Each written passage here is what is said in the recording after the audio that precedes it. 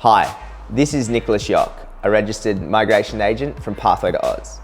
And today I'm going to talk about a topic that I get often asked quite a lot. Which state is the easiest to receive state migration? Okay, so, I get it asked a lot, and to be honest, different states may be easier for different occupations or different people in different situations. And this is my opinion, and state lists change over time. But in general or overall, if I had to choose one state that is, the easiest to receive state nomination, I would have to say South Australia. Okay, so in fact, we've actually had a lot of applicants, particularly from, WA or Victoria, move to South Australia to apply for state nomination.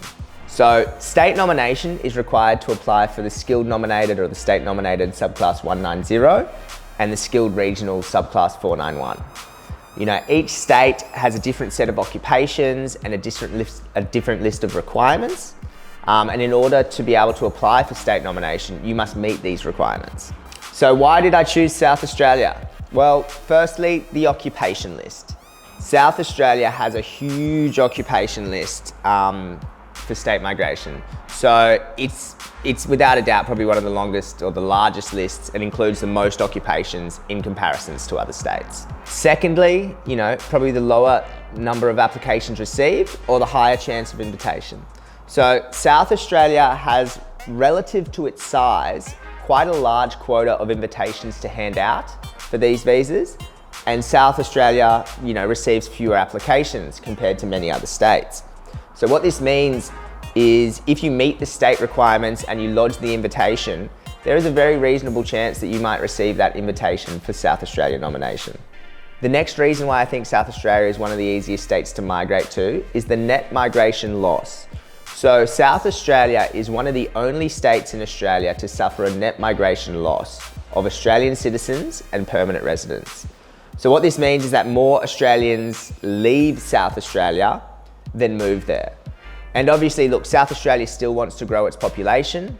So the way that they counter this sort of migration loss of Australians or permanent residents is an increase in migration of internationals.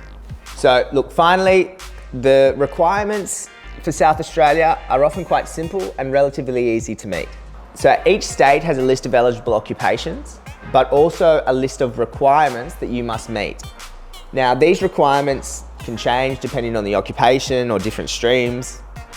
However, common requirements, if you are living in Adelaide, are that you have lived and worked in your occupation for at least 6 months for the 491, or you have lived and worked in your occupation for at least 12 months for the 190.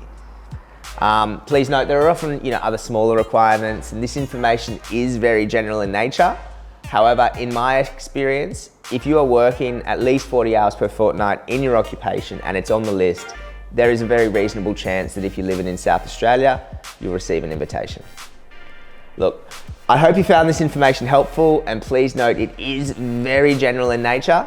And obviously, I would always recommend checking your specific circumstances with a registered migration agent. Thank you.